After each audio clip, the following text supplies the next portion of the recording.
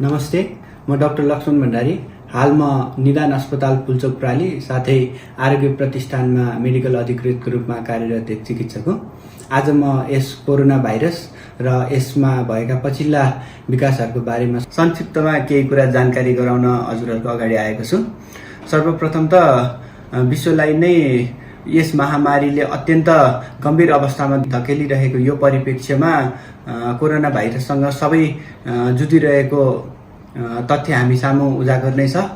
यसै बीचमा कोरोना भाइरसबाट जोगिनको लागि हामीले गरिरहेका जति पनि प्रयत्नहरू छन् ती सबै प्रयत्नका बावजुद पनि कोरोना भाइरस विश्वमा नै हावी भइरहेको यस परिप्रेक्ष्यमा कोरोना भाइरसबाट हामी कसरी जोगिने, यसबाट हामीले गर्न सकिने अन्य कामहरू के हुन्, कसरी जोगिने। सर्वप्रथम त यस कोरोना भाइरसबाट जोगिनको लागि सामाजिक दूरी कायम गर्ने, भिडभाडबाट टाढै बस्ने, मास्कको प्रयोग दैनिक रूपमा गर्ने, स्यानिटाइजरको प्रयोग गर्ने, बेला बेलामा साबुन पानीले मिचिमिचिकन हात धुने र संक्रमित कोही हुनुहुन्छ अथवा संक्रमितको सम्पर्कमा कोही हुनुहुन्छ भने त्यस व्यक्तिसँग सम्पर्कमा आएका व्यक्तिहरूले तुरुन्त चिकित्सकको सल्लाह बमोजिम चाहिने जाँचहरू गर्ने र आफै होम आइसोलेसन अथवा आइसोलेसनमा बस्ने अथवा अस्पतालमा गएर थप उपचारको लागि चिकित्सकसँग परामर्श गर्नुपर्ने हुन्छ।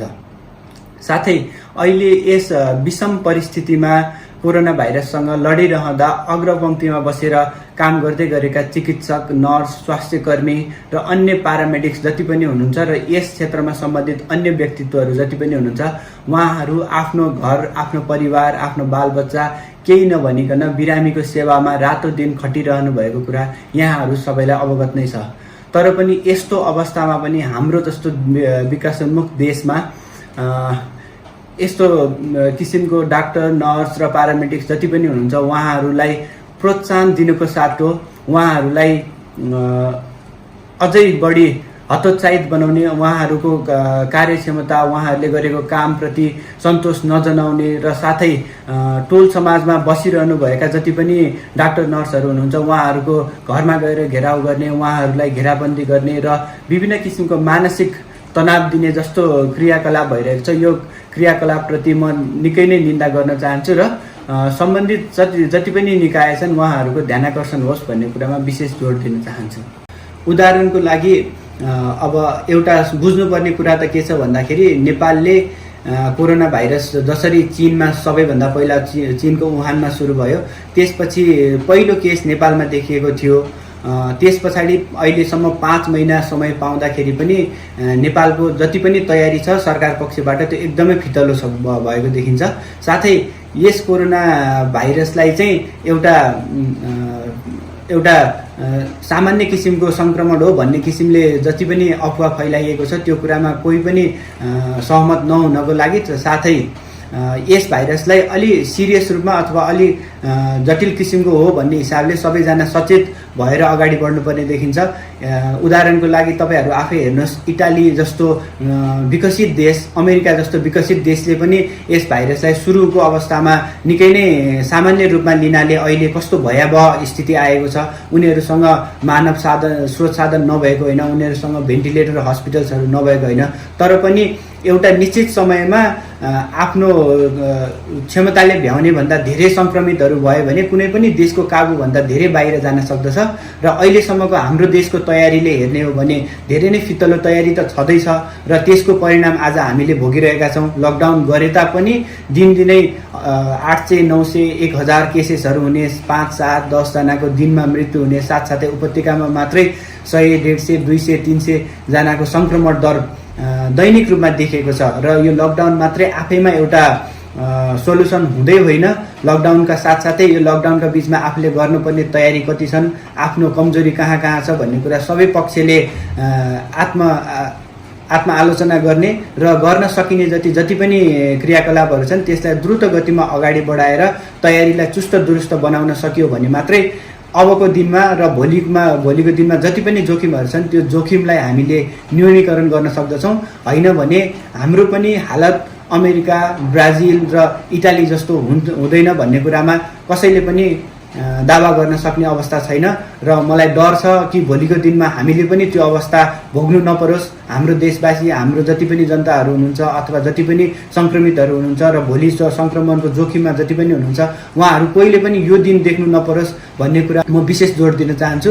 यसमा सम्बन्धित सरकार पक्ष, निजी पक्ष, व्यक्तिगत तहमा रहनुभएका सम्पूर्ण महानुभावहरू सबैको उचित ध्यानाकर्षण होस्। दोस्रो फेजको लकडाउन जुन देशमा अहिले देशव्यापी रूपमा चलिरहेको छ, यो लकडाउन गर्नुको कारणमा संक्रमणको दर उच्च रूपमा वृद्धि हुनु, उपत्यकामा पनि संक्रमितहरूको संख्या उल्लेख्य रूपमा वृद्धि हुनु र साथसाथै सिम्टोमेटिक केस अथवा संक्रमणको लक्षण देखाएर बिरामीहरू भर्ना भएका दरहरू त्यो पनि बढिरहेको अवस्थामा सरकारले दोस्रो स्टेजको लकडाउन घोषणा गरेको छ र यो लकडाउनको बीचमा जति पनि संक्रमणहरू बढिरहेको छ यसले निकै नै अन्यलको स्थिति सिर्जना गरेको छ।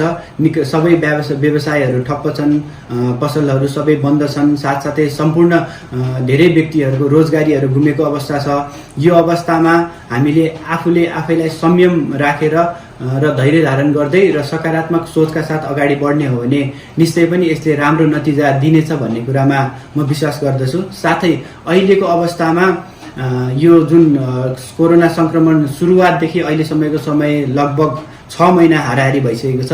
यो बीचमा हामीले के तयारी गर्यौं, हामी कतिको जागरुक भयौं, हामी कतिको बुझ्ने भयौं यो भाइरसको बारेमा, साथसाथै हाम्रो सम्बन्धित निकाय अथवा सरकारले के कति प्रयत्नहरू गरेका छन्, निजी क्षेत्रबाट कस्तो किसिमको प्रयत्न भएका छन् भन्ने बारेमा एउटा छोटो कुरा राख्न चाहन्छु। यसमा चाहिँ अहिले जसरी संक्रमणको दर वृद्धि भइरहेको छ त्यो वृद्धि दर सँगसँगै देशमा क्वारेन्टाइनको बेडहरूको अभाव छ, साथसाथै भेन्टिलेटरको अभाव छ, साथै दक्ष जनशक्ति र बिरामीलाई चाहिने सेवा सुविधा र बिरामीलाई दिनुपर्ने जति पनि हामीले दिन सक्ने सुविधाहरू छ त्यसमा धेरै नै न्यून मात्रामा मात्रै उपलब्ध रहेको कुरा जानकारी गराउन चाहन्छु। त्यसैले अब आजभन्दा भोलि र भोलिभन्दा पर्सि झनै संक्रमणको दर वृद्धि हुँदैछ।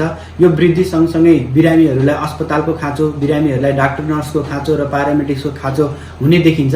त्यसैले सम्बन्धित निकायले तुरुन्त आफूले सक्ने जति अथवा अहिले जति पनि छन् त्योभन्दा निकै नै धेरै मात्रामा आफ्नो तयारी र कामलाई अगाडि बढाउनु पर्ने देखिन्छ। यसमा आइसोलेसनका ठाउँहरू, बेड, भेन्टिलेटर र अन्य औषधिजन्य पदार्थहरू बजारमा सहज रूपमा उपलब्ध गराइदिनु भयो भने मात्र हामीले पनि यस कोरोना भाइरससँग जुझ्नको लागि अझ धेरै मनोबल हाम्रो अझ वृद्धि हुनेछ। न्युज च्यानलहरूले जुन किसिमको समाचारहरू सम्प्रेषण गरेका छन् त्यसलाई सापट्टि लिने हो भने विकसित मुलुकहरूमा विकास भइरहेका जुन भ्याक्सिनका मोडल्सहरू जति पनि छन् त्यसमध्ये कुनै मोडल्सहरू चाहिँ हामी जस्तो विकासोन्मुख देशमा ट्रायल गर्ने अथवा फेज 3 को ट्रायल चाहिँ नेपाल र नेपाली जनताहरूमा गर्ने भन्ने किसिमको जुन समाचारहरू सुन्नमा आएको छ त्यसमा मेरो आफ्नो व्यक्तिगत धारणा चाहिँ व्यक्त गर्न चाहन्छु।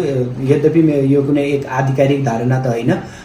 यसरी हामी जस्तो गरिब मुलुक, यसै पनि गरिबीले पिल्सिएको र तेस्रो थर्ड वर्ल्ड कन्ट्रिज जुन हामी देशमा गनिन्छौँ, यस्तो देशमा आएर फेज 3 को ट्रायल गरेर नेपाल र नेपाली जनतालाई चाहिँ एउटा एक्सपेरिमेन्ट अथवा एक गिनीपिगको संज्ञा दिएर यसरी एक्सपेरिमेन्ट गर्न खोजिनु आफैमा एक घिनलाग्दो खेल हो। त्यसैले यदि यसले गर्दाखेरि अहिले यसै त विषम परिस्थिति छ, यसले गर्दाखेरि भोलि नेपाल र जति पनि एक्सपेरिमेन्ट जुन प्रयोग गरिन्छ त्यो प्रयोग गरेका व्यक्तिमाथि भएको गम्भीर असरको जिम्मेवारी लिने चाहिँ को त?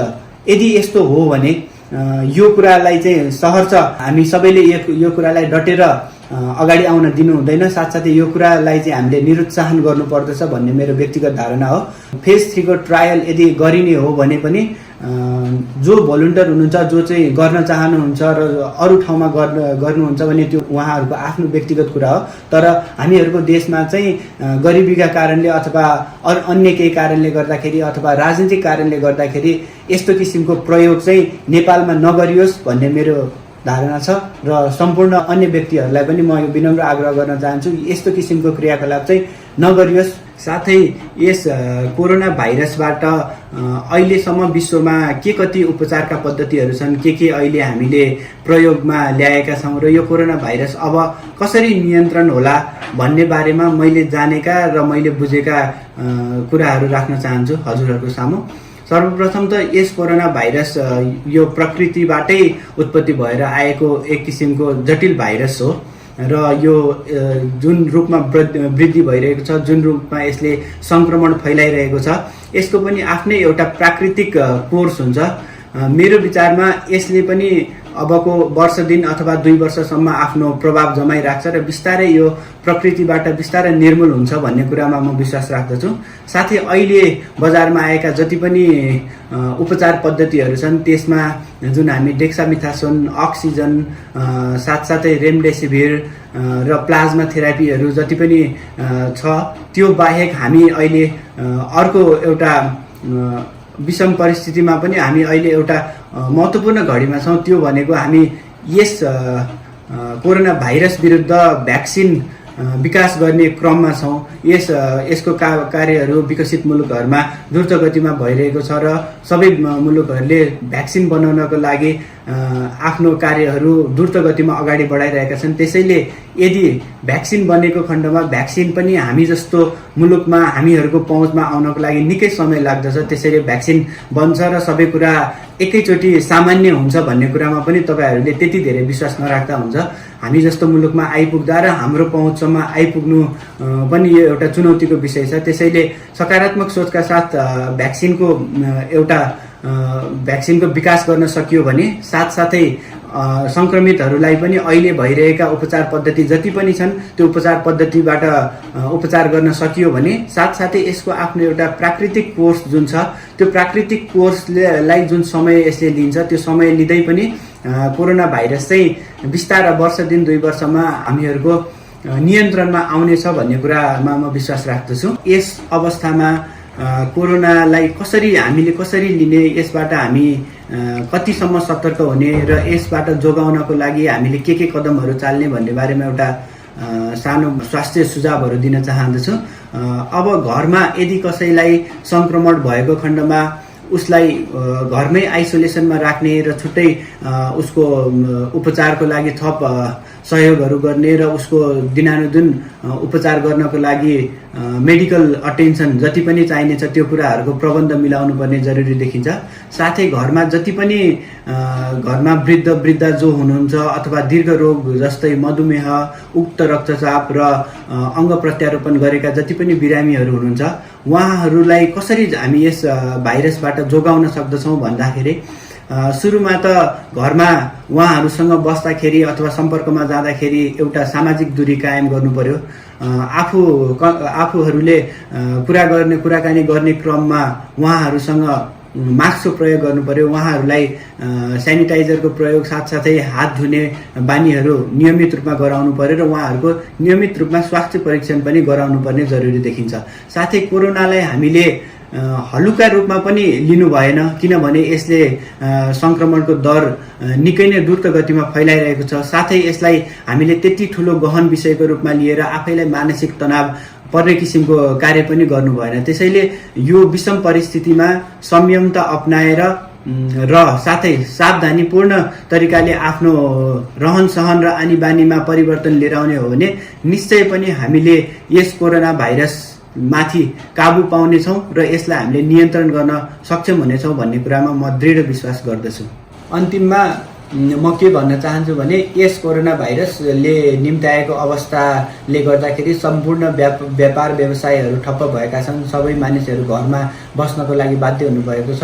यस अवस्थामा तपाईहरूलाई पर्न गएको आर्थिक सङ्कट र घरमा दिनानुदिन चाहिने स्रोत र साधनहरू जुटाउनु परेको सङ्घर्षप्रति म सचेत छु। त्यसैले यस अवस्थामा डटेर लाग्नुहोस्।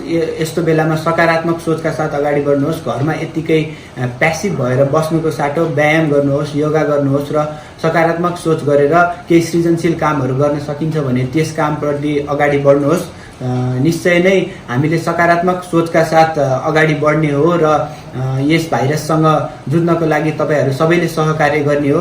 घरमा बसेर आफ्नो डिसिप्लिन भएर घरमा बस्ने, साथसाथै जति पनि सरकारले जारी गरेको निर्देशिकाहरू छ अथवा निर्देशनहरू छ त्यो निर्देशनहरूलाई गम्भीर रूपमा पालना गर्ने, अनावश्यक रूपमा घर बाहिर ननिस्कने र स्वास्थ्य सम्बन्धी जति पनि प्रोटोकलहरू स्वास्थ्य संस्थाले जारी गर्नुभएको छ त्यसप्रति गम्भीरतापूर्वक ध्यान दिएर त्यसलाई अवलम्बन गर्ने हो भने निश्चय पनि भोलिको दिनमा हामीले यस कोरोना भाइरसबाट मुक्ति पाउनेछौँ र हाम्रो जीवनशैली पहिला जति नर्मल अवस्थामा थियो त्यो नर्मल अवस्थामा फर्किनेछ भन्ने कुरामा म विश्वास राख्दछु।